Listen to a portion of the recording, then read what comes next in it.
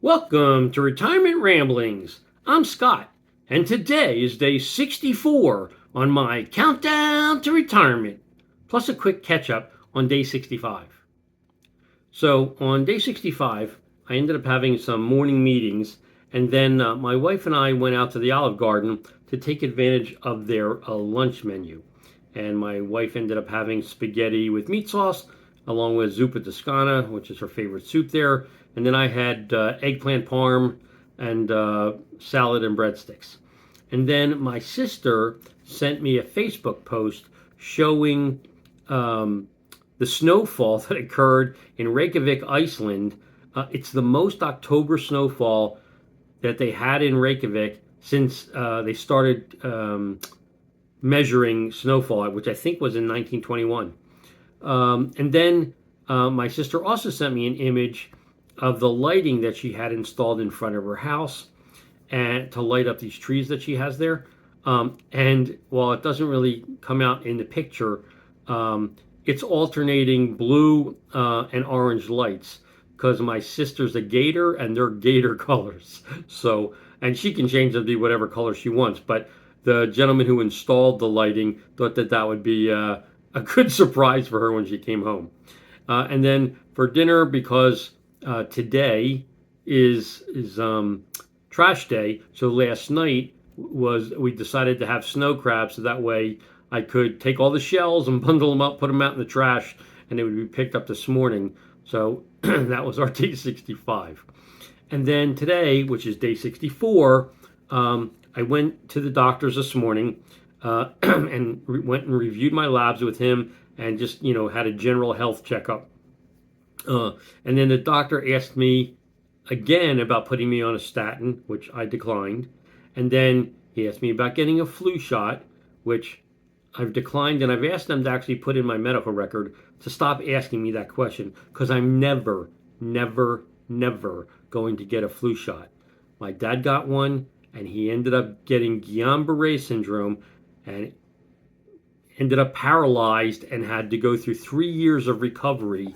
And I told him I would much rather get a really bad case of the flu than go through what my dad had to go through following getting a flu shot. I also have already been totally caught up on everything associated with getting pneumonia, which when you get the flu shot, the main purpose is that it doesn't advance and then get you into a pneumonia. So I've had both of the pneumonia shots, so I'm covered there. So then he immediately started to pitch me on getting RSV shot because for people over 60, that's the new recommended vaccine. Declined that as well.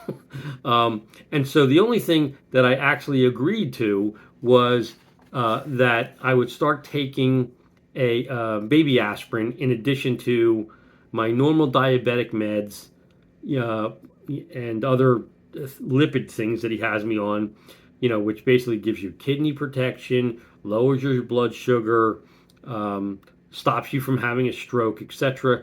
So I agreed to do those things, but I'm not doing the statin.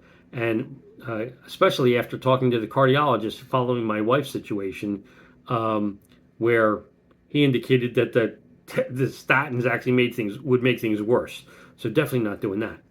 Anyway, I told him that I'm going to go back on carnivore starting on November 1st.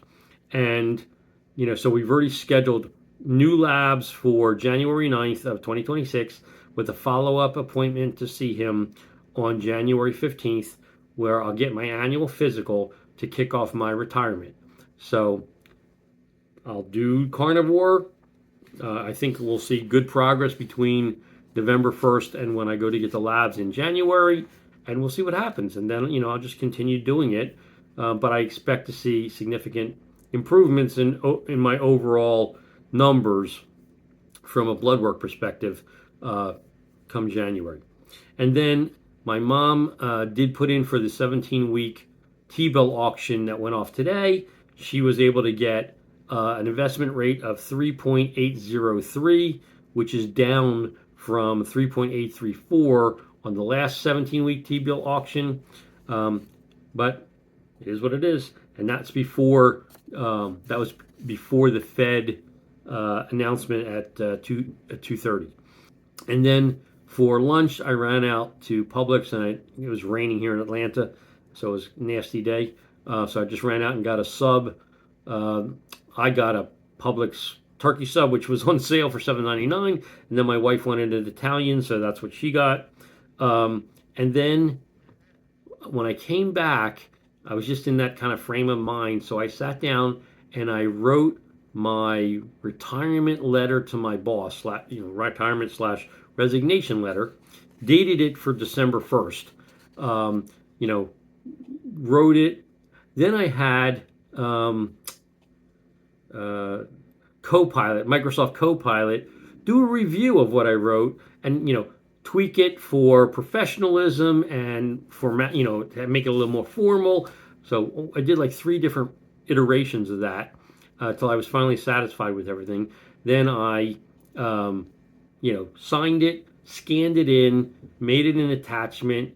Also asked Copilot to help me draft an email note that would have the attachment in it, which it did, and I tweaked that or whatever. So now I've got in my email draft folder, I've got my retirement notice with everything I want to say in it, ready to go. So when December 1st gets here, I'll be able to click the button, give my company their 1 month notice that I'm retiring, and go from there. And then I stopped and watched the Fed press conference following the announcement that they were cutting another quarter point. So when Jerome Powell came up to speak, I sat there and watched that for the 30 minutes or so that he took questions.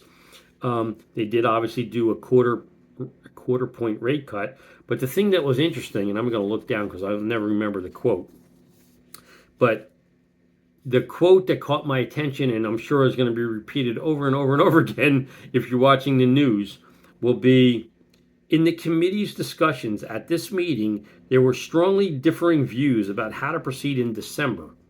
A further reduction in the policy rate at the December meeting is not a foregone conclusion, far from it. So while the markets had been pricing in virtually a guaranteed rate cut, this meeting, December, and then a high likelihood also in January, Powell came out and pretty much said, not so fast. So, in fact, following the press conference, traders lowered the odds in the CME Group FedWatch for the ratio, or what the percentages that they think is going to happen. Went from 90% yesterday down to 67% for December, and then we'll see how it flushes out as things move forward. But, they may just pause for a month to see how things are going. We'll have to wait and see. But I'm still assuming the cutting cycle is going to go forward. That being said, when you compare where the rate is now to the 2-year Treasury, which they all kind of use as their guide, it's only another quarter point, and the 2-year, to get to where the 2-year is. So whether they cut in December, they cut in January, like going below that until you get a new Fed chairman may be wishful thinking. Anyway, then after hours, I was happy to see that Alphabet reported third quarter earnings that beat market expectations, and they generated for the very first time over $100 billion in one of their quarters. So that was pretty cool. Shares were up 5% the last time I checked after hours. And so for me, it's probably time to start thinking about taking a little bit off the table, because they've run up considerably, in the last 12 months. And I'd like to lock in at least some of those gains. So I'll have to look to start rebalancing out of that. Now, I don't own Microsoft Meta, which also reported, and they had varying degrees of success. But I don't own either one of those other than through the index. So I don't know what those stats are. I'm sure I'll figure it out or hear about it tomorrow. Anyway, after looking at that, we then went out for Chinese. I ended up having beef and broccoli for dinner. And then once we get to Halloween, right, so, 2 days from now, all the dining out stuff that I've been talking to you guys about is going to stop. Right, we won't be going out to lunch. We won't be going out to dinner because, again, November 1st, I'm back on carnivore, and it's going to be beef, butter, bacon, and eggs for me, plus whatever other proteins get thrown in along the way. But I'm also going to, and one of the reasons I wanted to start on November 1st is to be able to track also how much money I'm going to be saving by doing carnivore versus our normal standard American diet. Because I know we spend a ton of money on things like sodas and snacks and ice cream and all that miscellaneous stuff, which none of that will be in our house. So I'm just curious, even though I did carnivore before for an extended period, and I hypothetically knew that we were spending less money, I never actually did the comparisons. And so this time I actually want to sit down and say, okay, here's the months that I wasn't on carnivore, blah, blah, blah. How much was our average food bill? Now I'm on carnivore. How much is our average food bill? And actually see, what the difference is, even though I'll be paying more money probably for the proteins than I'm used to paying to be able to have the variety that I need. I think in the end, it'll still end up being, from an overall spend perspective, less. But I'm going to figure it out for sure and prove it to myself. Anyway, that's my update for today as well as yesterday. If you have any questions or comments, please leave them in the comment section down below or drop me an email at myretirementramblings@gmail.com. Otherwise, I hope you have a great evening, and until tomorrow, take care.